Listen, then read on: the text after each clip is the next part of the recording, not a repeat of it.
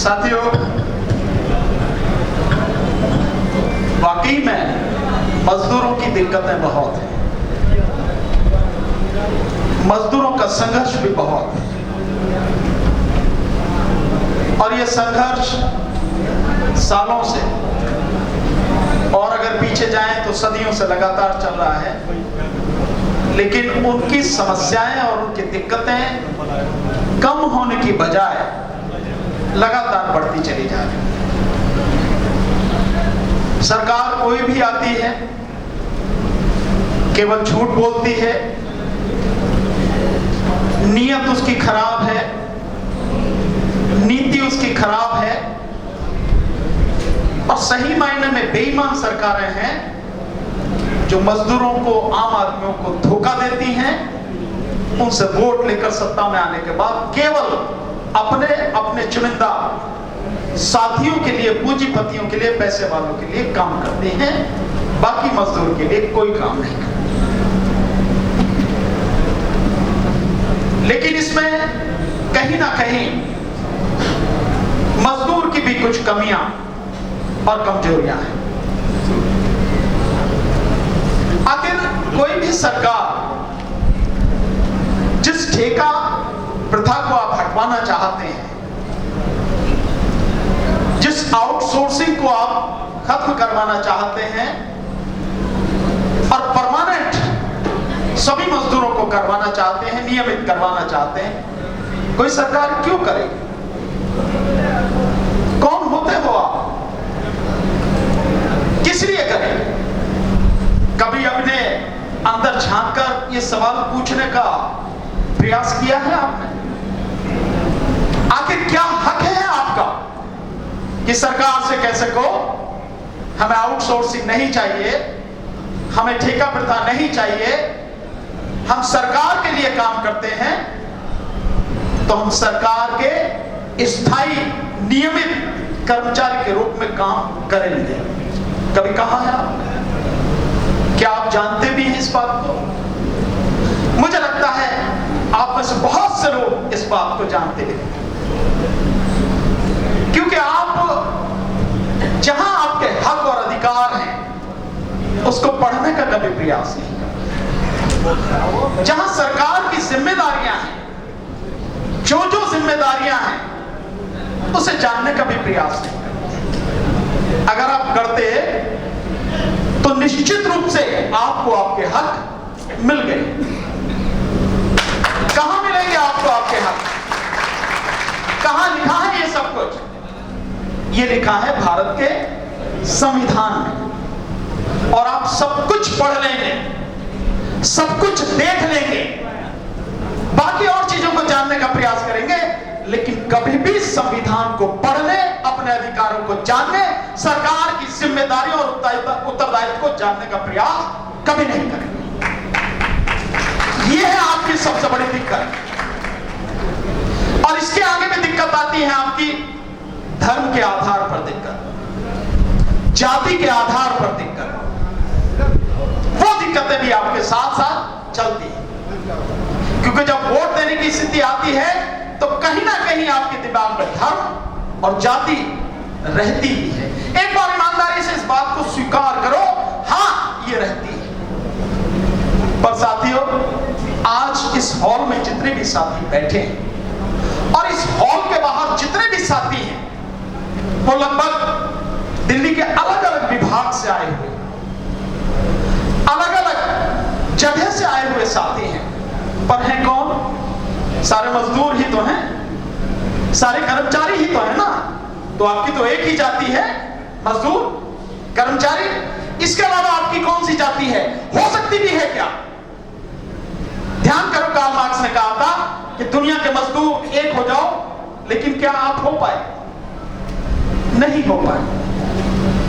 अभी यहां मुझसे कहा गया कि न्यायिक व्यवस्था के विषय में बताऊं, मैं लीगल चीजों के विषय में बताऊं। क्या बताऊं आपको लीगल चीजों के विषय में? अभी दुआ साहब यहां बैठे हैं, महमूद पराचा साहब आने वाले हैं, आप लगातार सुनते भी हैं। हाई कोर्ट में और सुप्रीम कोर्ट में 1 लाख से ज्यादा मुकदमे सिर्फ 1 लाख से ज्यादा मुकदमे कंटेम्प्ट ऑफ कोर्ट यानी अदालतों की अवमानना के चल रहे हैं। उनमें जो फौजदारी के मुकदमों से संबंधित अवमानना है उनकी संख्या मुश्किल से 10% है। बाकी जो 90% से ज्यादा मुकदमे हैं वो मुकदमे हैं अवमानना के जिनमें अदालतों ने सरकारों के लिए, प्रशासन के अधिकारियों कर्मचारियों के लिए आदेश दिया कि ये आदेश का आपको पालन करना है। उन आदेशों का पालन नहीं हुआ। मतलब 90% यानी लगभग 90,000 से ज्यादा मुकदमे सिर्फ इस बात के हैं कि सरकारी अधिकारियों ने, नेताओं ने, सरकारों ने जो आदेश कोर्ट ने उनको दिए थे उनका पालन नहीं किया। तो कोर्ट ने क्या किया? अगर ये 90,000 से ज्यादा मुकदमे हैं, एक मुकदमे में कम से कम 1-2 कर्मचारी तो होंगे ही। अगर इन 1-2 अधिकारियों को, नेताओं को, सरकार के मंत्रियों को यही अदालतें घुंटी पे उनकी नौकरी टांग दे और उन्हें जेल के अंदर भेज दे तो सारे आदेश पालन हो जाएगा, आपका हक इसी आदेश में बढ़ेगा। लेकिन अदालतें सिर्फ आदेश देती हैं, पालन उनका कराने की क्षमता मुझे नहीं लगता कि उनके अंदर है। ऐसे कई उदाहरण हैं। एक शिक्षा के विषय में कि जो वीकर सेक्शन के जो बच्चे हैं, हर स्कूल में 25% बच्चे वीकर सेक्शन के पढ़ेंगे। बताओ कितने स्कूलों में किस किस के बच्चों को शिक्षा के लिए एडमिशन मिला है? नहीं मिला। ऐसे एक नहीं कितने ही आदेश हैं। तो अगर मैं लीगल आपको तरीका बता भी दूं तो भी आपको क्या मिल जाए? बहुत कुछ नहीं मिलेगा। हाँ, मिल जाएगा अदालत से, पर लड़ाई का तरीका थोड़ा सा बदलना पड़ेगा। 4 स्तर पर लड़ाई होती है, एक स्तर पर नहीं होती। एक स्तर पर तो ठीक है, लीगली मैं लड़ूंगा, महमूद पराचा भाई हैं, वो साथी हैं, और भी हमारे एडवोकेट साथी हैं, हम आपकी लड़ाई लड़ेंगे कि भाई जो संविधान है, संविधान के अनुच्छेद 39 में बाकायदा 39D में दिया गया है कि समान कार्य के लिए समान वेतन होना चाहिए। और उसके बाद केवल इतना ही नहीं, माननीय सुप्रीम कोर्ट ने और इस देश की भिन्न भिन्न हाई कोर्टों ने न जाने कितने जजमेंट दिए हैं। अब से 40 साल पहले से, अब से नहीं 40 साल पहले से आप देखिए उठा के कितने ही जजमेंट दिए हैं कि समान वेतन का, समान कार्य का समान वेतन मिलेगा। और केवल यही नहीं, इसके साथ साथ वो सारी सुविधाएं भी जो एक परमानेंट कर्मचारी को मिलती हैं, वो सारी सुविधाएं भी चाहे ठेके पर रखो चाहे आउटसोर्सिंग से रखो, उन सबको वो सारी सुविधाएं मिलेंगी। तभी समान कार्य का समान वेतन होगा, अन्यथा नहीं होगा। पर मानता कौन है? कोई मानता है क्या? सरकार है सब इधर से सुनी और इधर निकाल दी, आप रह जाइए लड़ते हैं, और आप लड़ भी नहीं पाते हैं। तो जब 4 घंटे नहीं बैठ पाते और ये लड़ाई अगर लंबे समय तक चल गई तो क्या होगा? और किसानों से सीख लेना चाहिए कि 13 महीने किसानों ने लड़ाई लड़ी और हम कंधे से कंधा मिलाकर उनके साथ रहे, लड़े और जीते। आप सबने देखा, ऐसा नहीं है कि देश ने या दुनिया ने देखा नहीं हो। तो अपने आप को पहले इतना मजबूत कीजिए कि मेरा हक है तो लेकर रहूंगा, सरकार कोई भी हो। अगर मजदूर लड़ता है ना, आम आदमी लड़ता है ना, कैसी सरकार हो, घुटने पर आती है, घुटने पर।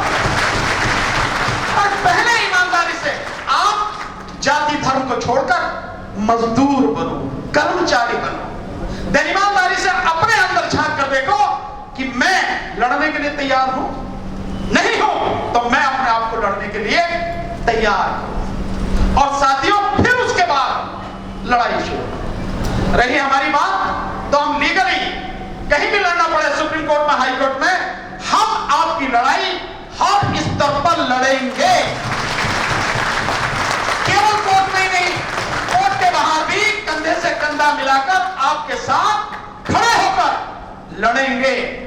बशर्ते आप भी तो तैयार करो अपने आप को, आप भी तो लड़ो, तभी तो लड़ने का मजा आएगा साथियों।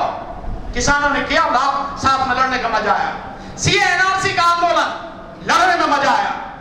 मेरा इंतजार बिहार में, मधुबनी जैसे इलाके में, वो जो आपका बेगूसराय जैसे इलाके में रात को 10:30 बजे तक 50-50 हजार की संख्या में लोग, जिनमें 20 से 25 हजार महिलाएं थी, इंतजार किया, लड़ा उन्होंने।